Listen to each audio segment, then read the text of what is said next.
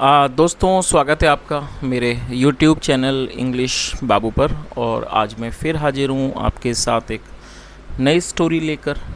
और दोस्तों, आज जो स्टोरी मैं आपके लिए लेकर आया हूँ ये एक मॉरल स्टोरी है। बहुत ही सुंदर, बहुत ही प्यारी कहानी है, सुनकर आपको बहुत ही मज़ा आएगा।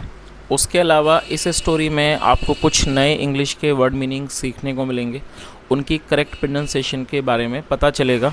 और हमेशा की तरह जो इसका ग्रामर का पार्ट है उसे बिल्कुल डिटेल में कवर करेंगे, तो एक एक स्ट्रक्चर को आप बहुत आसानी से सीख पाएंगे। तो चलिए दोस्तों, आज की इस कहानी को हम शुरू करते हैं। और सबसे पहले कहानी का टाइटल देखते हैं। कहानी का टाइटल है मदर लार्क्स विजडम। क्या मतलब हुआ दोस्तों? यहाँ लार्क के बाद एपिस्ट्रॉफी एस का यूज़ किया गया, जिसका मतलब होता है का, की, के। जब हम किसी नाम या व्यक्ति के साथ कुछ जोड़ना चाहते हैं तो एपिस्ट्रॉफी एस का यूज़ किया जाता है। और दोस्तों, लार्क एक छोटे पक्षी को कहा जाता है, जो एक छोटी चिड़िया होता है। और विजडम का मतलब होता है बुद्धिमानी।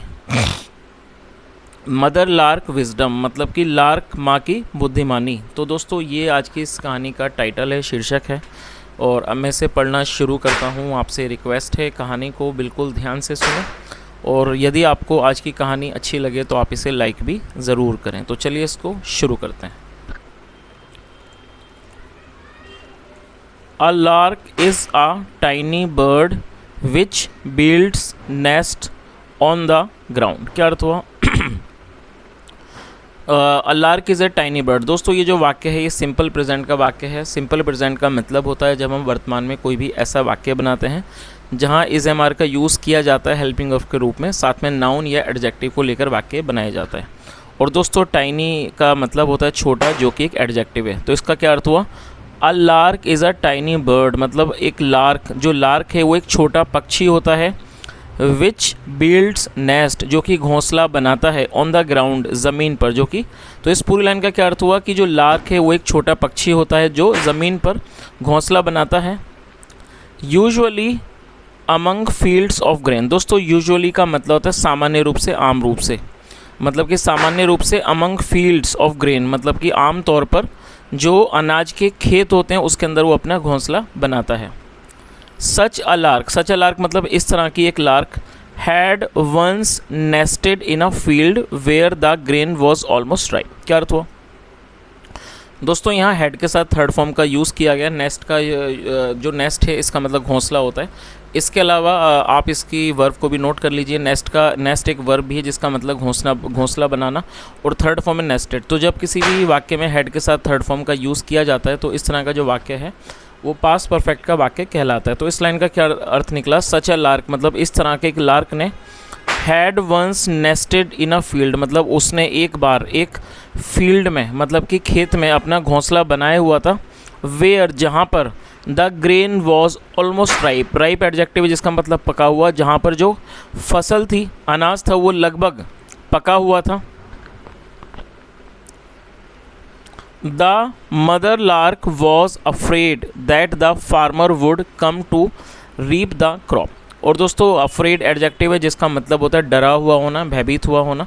तो क्या अर्थ हुआ? द मदर लार्क, ये जो लार्क माँ थी वो, और ये मदर लार्क ये जो इसी पक्षी के लिए यूज़ किया गया, जो द मदर लार्क थी, वॉज अफ्रेड वो डरी हुई थी कि दैट की द फार्मर वुड कम जो फार्मर है वो आएगा, टू रीप मतलब काटना, टू रीप द क्रॉप की वो फसल काटने के लिए आएगा। बिफोर हर यंग चिल्ड्रन मतलब before her young children were ready to fly on their own. तो इस पूरी लाइन का क्या अर्थ हुआ कि जो माँ लार्क माँ थी उसको ये डर था कि जो किसान है would come to reap the crop वो फसल काटने आएगा, कि इससे पहले कि उसके जो छोटे बच्चे हैं वो उड़ने के लिए मतलब अपने आप उड़ने के लिए तैयार हो जाएं, इससे पहले वो फसल काटने आएगा। इस बात से वो डरी हुई थी। चलिए आगे देखिए।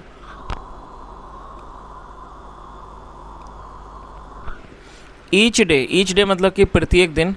Before she flew off to look for food. और दोस्तों, ये पास्ट का अफर्मेटिव वाक्य है जहाँ सेकंड फॉर्म का यूज़ किया जाता है। फ्लाई मतलब उड़ना, सेकंड ऑफ फ्लू मतलब ईच डे हर दिन।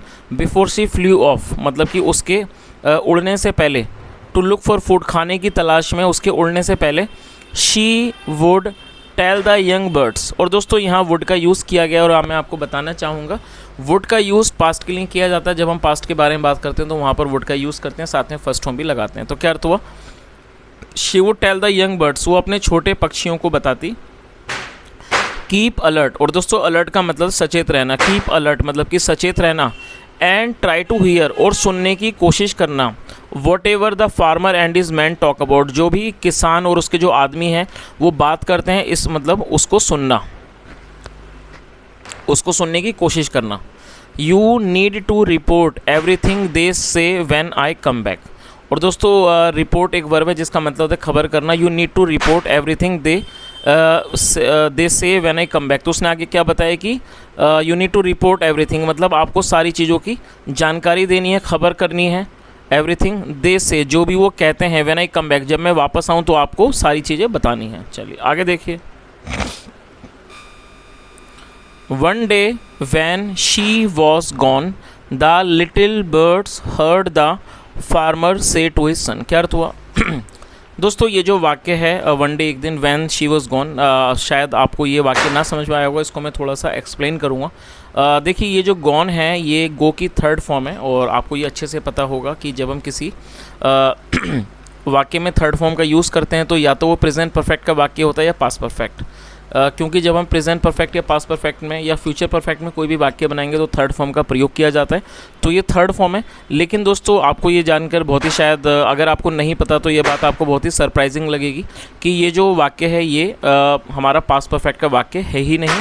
अब आप सोचेंगे कि यहाँ पर तो वर्ब का यूज़ किया गया है, लेकिन आपको ये जानकर आश्चर्य होगा कि दोस्तों ये जो वर्ड है गॉन ये सिर्फ वर्ब नहीं है। गॉन जो है वो एक एडजेक्टिव है जिसका मतलब होता है गया हुआ। तो आप इस बात को समझ लें कि यहाँ पर इसको एडजेक्टिव के रूप में प्रयोग किया गया है। और ये जो वाक्य है व्हेन शी वाज गॉन, ये हमारा सिंपल पास्ट का वाक्य है जहाँ पर वॉज का यूज़ हेल्पिंग वर्ब के रूप में किया गया है। तो क्या अर्थ हुआ, वन डे एक दिन, व्हेन शी वाज गॉन जब वो गई हुई थी, द लिटिल बर्ड्स जो छोटे पक्षी थे, हर्ड उन्होंने सुना, द फार्मर फार्मर को सुना, से टू हिज सन मतलब उन्होंने फार्मर को किसान को अपने बेटों से कहते हुए सुना।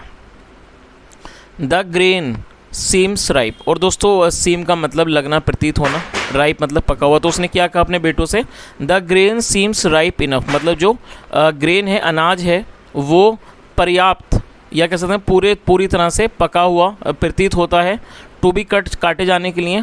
आस्क आर फ्रेंड्स अपने दोस्तों से कहते हैं, एंड नेबर्स और पड़ोसियों से, टू कम आने के लिए, एंड हेल्प और मदद करने के लिए, रीप इट टुमारो कल इसको काटने में। तो उसने क्या कहा कि चलो हम अपने दोस्तों पड़ोसियों से कहते हैं कि वो आएँ और हमारी इसे काटने में कल मदद करें।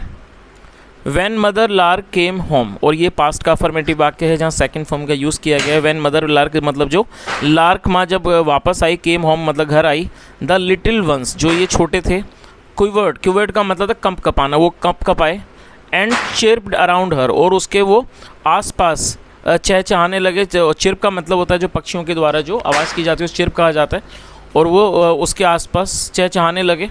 एंड टोल्ड हर और उसको बताया, व्हाट दे हैड हर्ड जो उन्होंने सुना था। और दोस्तों यहाँ हैड के साथ थर्ड फॉर्म का यूज़ किया गया, हियर मतलब सुनना, थर्ड फॉर्म हर्ड, तो ये पास्ट परफेक्ट का वाक्य है।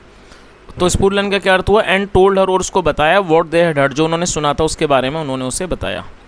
दे also begged her to take them away elsewhere as fast as she could. और दोस्तों ये जो वाक्य है ये भी पास्ट का अफर्मेटिव वाक्य है जहाँ सेकंड फॉर्म लगाई गई है। दे का मतलब वे या वे लोग, और ये एक प्लूरल नाउन है। और दोस्तों जब सब्जेक्ट में एक से ज़्यादा लोग शामिल होते हैं तो दे का यूज़ किया जाता है। और बीजी बैग का मतलब आपने ज़रूर सुना होगा, बैग का मतलब भीख मांगना होता है। उसके अलावा विनती करने को भी बैग कहा जाता है। तो इसका क्या अर्थ हुआ, दे ऑल्सो बैग्ड मतलब उन्होंने विनती भी की, उससे विनती भी की कि टू टेक दैम अवे कि वो उनको दूर ले जाए, कहीं और दूर ले जाए, as fast as she could जितना जल्दी वो कर सके, ऐसी उन बच्चों ने उससे विनती की। चलिए आगे देखिए। Rest easy said the mother, माँ ने कहा रेस्ट इजी मतलब कि आराम से रहो, सेड द मदर माँ ने कहा। If the farmer depends on his friends and neighbours I am sure the grain will not be reaped tomorrow. क्या अर्थ हुआ, तो माँ ने क्या कहा, इफ़ द फार्मर कि यदि जो फार्मर है किसान है, डिपेंड का मतलब निर्भर होना। और दोस्तों ये फिफ्थ फॉर्म डिपेंड्स, और ये प्रेजेंट इंडेफिनिट का वाक्य है जहाँ सब्जेक्ट यदि सिंगुलर होता है तो फिफ्थ फॉर्म का प्रयोग किया जाता है। तो उसने क्या कहा, if the farmer depends on his friends and neighbours कि यदि किसान अपने दोस्तों और पड़ोसियों पर निर्भर करता है। आई एम श्योर, मैं निश्चिंत हूँ, the grain will not be reaped tomorrow. और दोस्तों ये जो वाक्य है, ये वाला विल नॉट बी रीप्ड, ये हमारा फ्यूचर इंडेफिनिट का पैसिव वॉइस का वाक्य है। तो आप इसके स्ट्रक्चर को नोट कर लीजिए। जब आप फ्यूचर इंडेफिनिट में पैसिव वॉइस का वाक्य बनाएंगे तो वहाँ पर विल बी के बाद थर्ड फॉर्म का यूज़ किया जाता है। तो उसने क्या कहा, आई एम श्योर कि मैं निश्चिंत हूँ, the grain will not be reaped tomorrow, जो ग्रेन है, अनाज है, उसे कल नहीं काटा जाएगा। चलिए आगे देखिए।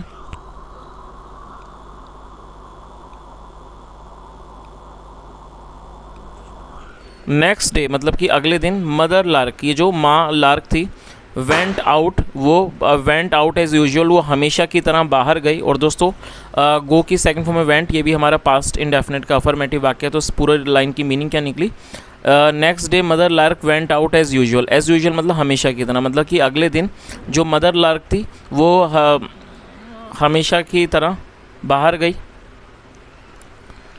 And left the same orders as before, और उसने, लीव की सेकंड फॉर्म लेफ्ट, और उसने वही जो आदेश थे, and left the same order as before, और उसने पहले की तरह इन्हीं आदेशों को उसने छोड़ा। और ये आदेश क्या था, और उसने क्या बताया था अपने बच्चों को कि जो भी वो सुने उसे बताएं। The farmer came and waited, और दोस्तों वेट का मतलब प्रतीक्षा करना, इंतज़ार करना, सेकंड फॉर्म वेटेड, और ये भी हमारा पास्ट का अफर्मेटिव वाक्य है जहाँ दो वर्ब सेकंड फॉर्म का यूज़ किया गया है। द फार्मर केम, जो किसान था वो आया, एंड वेटेड, और उसने इंतज़ार किया। द सन ग्रीव हार्श, और दोस्तों हार्श का मतलब होता है और ज़्यादा कठोर, एडजेक्टिव है ये। द सन ग्रीव हार्श, जो सूरज था, मतलब जो गर्मी थी या कह सकते हैं धूप थी। और दोस्तों आप ये जो सन है इसका मतलब सूरज होता है, इसके अलावा धूप को भी सन कहा जाता है। तो क्या अर्थ हुआ, द सन ग्रीव हार्श, जो धूप थी वो और ज़्यादा कड़क हो गई, मतलब तेज़ हो गई। बट नथिंग हैपन, लेकिन कुछ भी नहीं हुआ। एंड नॉट ए सोल केम, और एक भी आत्मा नहीं आई। चलिए आगे देखिए।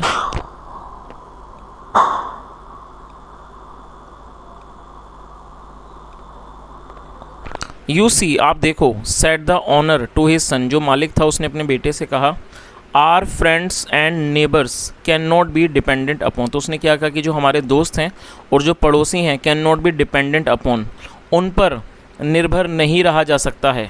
गो टू योर अंकल्स, अपने अंकलों के पास जाओ। अंकल का मतलब होता है दोस्तों चाचा, ताया, तो इन्हें अंकल कहा जाता है। तो उसने क्या कहा, गो टू योर अंकल्स, अपने अंकल्स के पास जाओ, एंड कजिन्स, और जो चचेरे ममेरे भाई हैं उनके पास जाओ, एंड टेल देम, और उनको कहो, टू कम अर्ली टुमारो, और उन्हें कल जल्दी आने को कहो। Early morning, early tomorrow morning मतलब कल सुबह जल्दी आने को कहो। टू हेल्प अस रीप, हमारी काटने में मदद करने के लिए। चलिए आगे देखिए।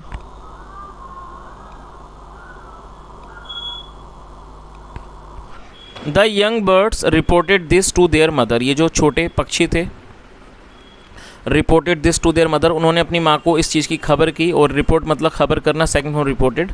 व्हेन शी रिटर्नड, जब वो आई। तो इस पूरी लाइन का क्या अर्थ हुआ, the young birds reported this to their mother when she returned, और देयर मतलब उनकी, मतलब जो छोटे पक्षी थे उन्होंने अपनी माँ को इस बारे में बताया, खबर की, जब वो लौटी। दे वर वेरी अफ्रेड, और दोस्तों ये जो वाक्य है ये सिंपल पास्ट का वाक्य है, जैसे मैंने ऊपर आपको बताया था।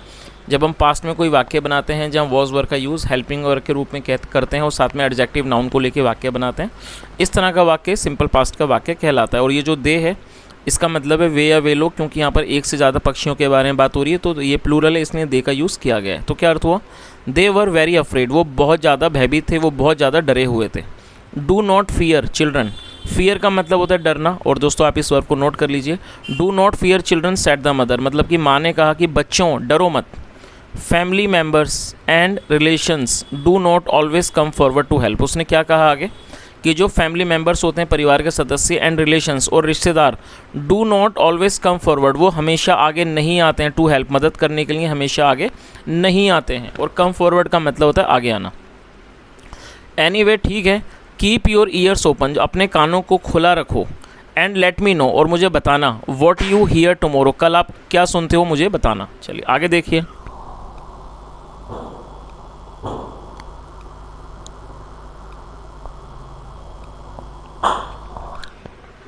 No one came to reap the field the next day, और दोस्तों नो वन मतलब कोई भी नहीं, और ये भी हमारा पास्ट का ही वाक्य है। और आपको यहाँ पर एक चीज़ का ध्यान देना होगा दोस्तों, यदि आप नो वन वगैरह का यूज़ करते हैं तो आपको वहाँ पर डिड नॉट का यूज़ नहीं करना है पास्ट में। तो क्या अर्थ हुआ, no one came to reap the field the next day, मतलब कि अगले दिन खेत को काटने कोई भी नहीं आया। The farmer on seeing that none had turned up yet again, जो फार्मर था ऑन सीइंग दैट, इस चीज़ को देखकर, नन हैड टर्न्ड अप का मतलब आना, none had turned up yet again की फिर मतलब कोई भी फिर दोबारा से नहीं आया था। सेड टू हिज सन, उसने अपने बेटे से कहा, नाउ लिसन टू मी, अब मेरी बात सुनो, get 2 good sickles ready tomorrow. और दोस्तों आप इस वर्ड को नोट कर लीजिए, सिकल का मतलब होता है दराती हंसिया। तो उसने क्या कहा, get 2 good sickles ready tomorrow, मतलब कि कल 2 दरातियाँ तैयार रखना। आगे देखिए, टुमारो मॉर्निंग, 1 फॉर यू मतलब एक आपके लिए, and the other for me, और दूसरी वाली मेरे लिए। तो उसने क्या कहा, यहाँ से देख लेते हैं कि उसने कहा कि मेरी बात सुनो, get 2 good sickles ready tomorrow मतलब मॉर्निंग, मतलब कल सुबह 2, सिकल का मतलब होता है दराती हंसिया, दतिया मतलब कि हंसिया को या कैसे दराती को तैयार रखना। 1 फॉर यू एक आपके लिए, and the other for me, और जो दूसरी है वो मेरे लिए। टुगेदर मतलब साथ, एक साथ। टुगेदर वी कैन रीप मतलब मिलकर, वी कैन रीप हम काट सकते हैं, द ग्रेन फसल को, ऑल बाय आवर सेल्फ अपने आप। चलिए आगे देखिए, that evening when the young birds told there mother what had happened, she said, क्या अर्थ हुआ, दैट इवनिंग मतलब कि उस शाम, when the young birds told there mother, और ये भी हमारा पास्ट का अफर्मेटिव वाक्य है जहाँ सेकंड फॉर्म का यूज़ किया गया। मतलब वैन द यंग बर्ड्स, जब उन छोटे पक्षियों ने, टोल्ड देयर मदर अपनी माँ को बताया, वॉट हैड हैपन्ड, और दोस्तों यहाँ हैड के साथ थर्ड फॉर्म का यूज़ किया गया, तो ये पास्ट परफेक्ट का वाक्य है। वॉट हैड हैपन्ड कि क्या हुआ था। तो इस पूरी लाइन का क्या अर्थ हुआ कि उस शाम जब उन छोटे पक्षियों ने अपनी माँ को बताया कि क्या हुआ था, शी सैड उसने कहा, देन फिर, माई डियर्स मेरे प्यारों, it is time for us to go, मतलब ये समय है हमारे लिए जाने का। When a man undertakes to do his own work himself, do his work himself, क्या अर्थ हुआ। और दोस्तों अंडरटेक का मतलब होता है किसी चीज़ को काम में लेना। When a man undertakes to do his work himself, मतलब जब कोई आदमी अपने काम को करने के लिए खुद मतलब उस चीज़ को अपने हाथों में लेता है, he will surely get it done without delay, वो मतलब निश्चित रूप से गेट इट डन उसको ज़रूर करवाएगा, विदाउट डिले बिना किसी भी देरी के। 10 इस प्रकार, सेइंग कहते हुए, mother lark took her children away at once, तुरंत, एट वंस मतलब तुरंत, जो मदर लार्क थी टूक हर चिल्ड्रन अवे, वो अपने बच्चों को दूर ले गई। द वेरी नेक्स्ट डे मतलब कि अगले ही दिन, the farmer and his son, जो किसान था और उसका बेटा, रीप्ड उसने काट दिया, ऑल द ग्रेन उसने सभी अनाज को मतलब फसल को काट दिया। चलिए, तो दोस्तों ये आज की एक छोटी सी कहानी थी, और मैं उम्मीद करता हूँ कि कहानी का जो मॉरल है आपको बहुत अच्छे से समझ आया होगा।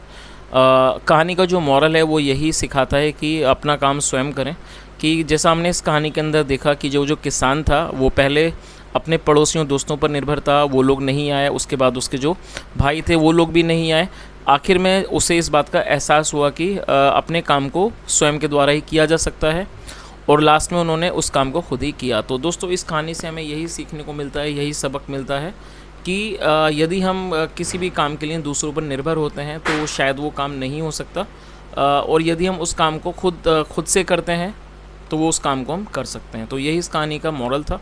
यदि आपको आज की कहानी अच्छी लगी हो, मेरा पढ़ाने का प्रयास भी अच्छा लगा हो, तो आपसे रिक्वेस्ट है वीडियो को ज़रूर लाइक करें।